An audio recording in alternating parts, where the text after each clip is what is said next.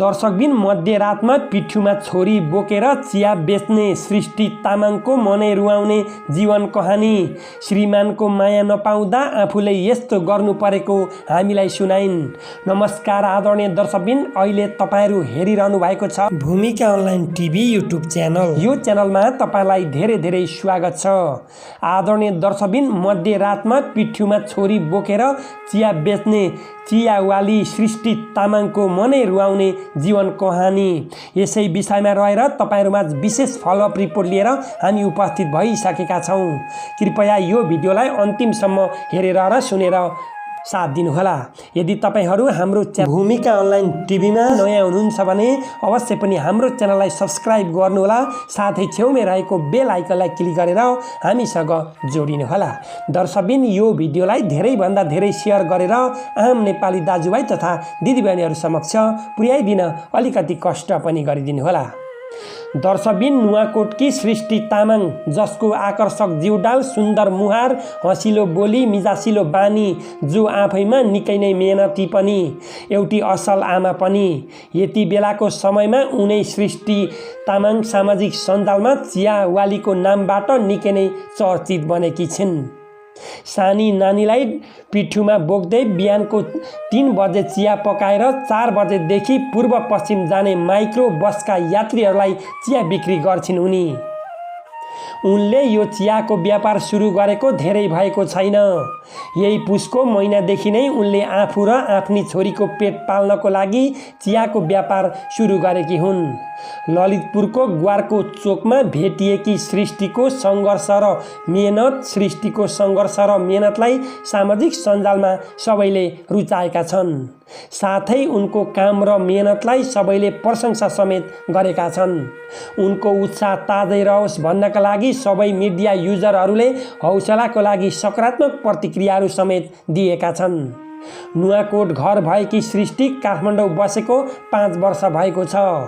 लकडाउनले श्रीमानको काम पनि ठप्प भयो। त्यसपछि श्रीमानले उनको साथ छोडेपछि उनलाई बाँच्न गाह्रो अवस्था सृजना हुन थालेपछि उनले आफ्नी सानी छोरीलाई पिठ्युमा बोकेर चिया बेच्दै जीवनयापन गरिरहेकी छिन्।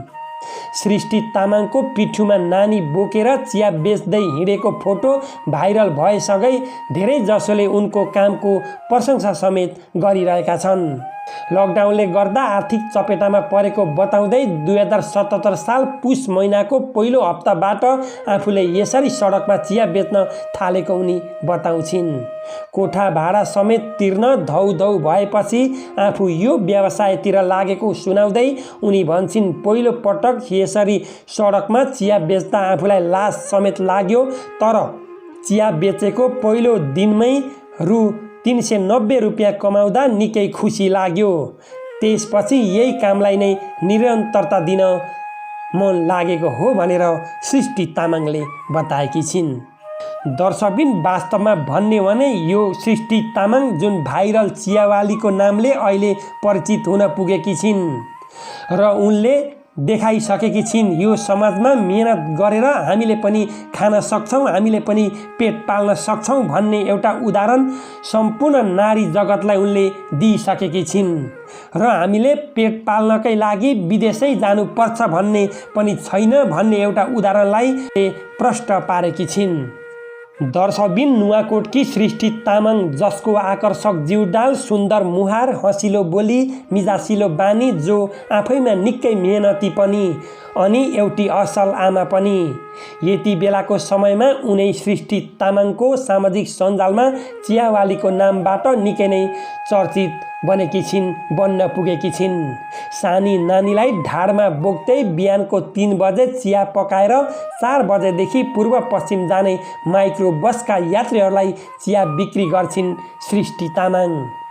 उनले यो चियाको व्यापार सुरु गरेको धेरै भएको छैन।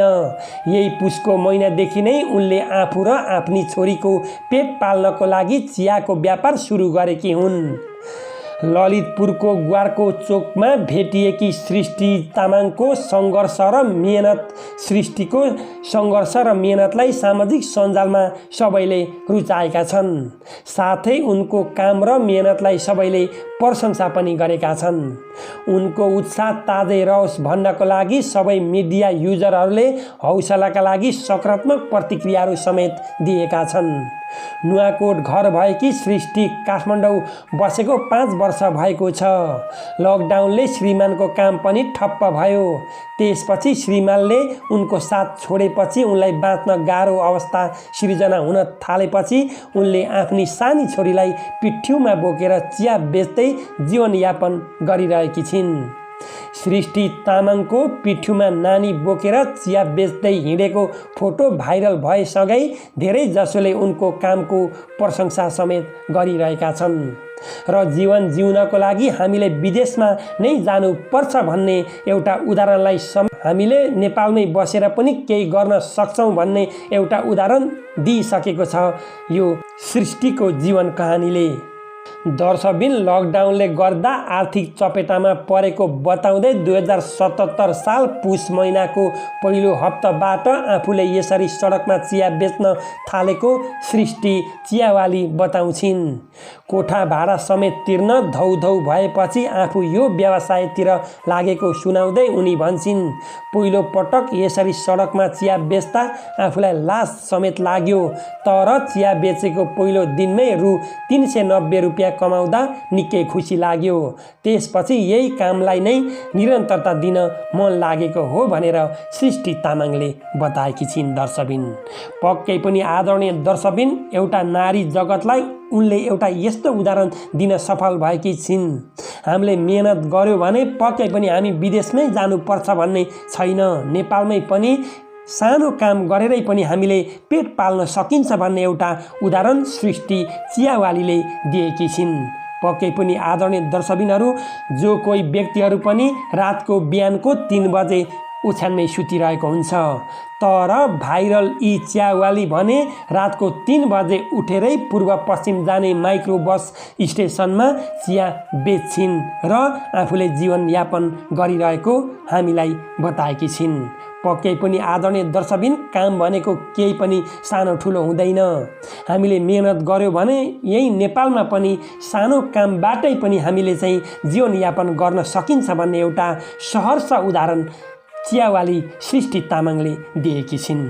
पक्कै पनि आदरणीय दर्शकबिन जति बेला लकडाउन भयो र लकडाउन भइसकेपछि एउटा आर्थिक समस्या त छँदै थियो, तर आर्थिक समस्या हुँदै पनि उनलाई उनको श्रीमानले साथ छोड्न पुग्छन्। दर्शकबिन जब लकडाउन जसरी भयो आर्थिक समस्या थपिने नै भयो, तर उनको श्रीमानले उनको साथ छोडेपछि झन् उनलाई भने एउटा कष्टकर जीवन सुरु हुन थाल्यो।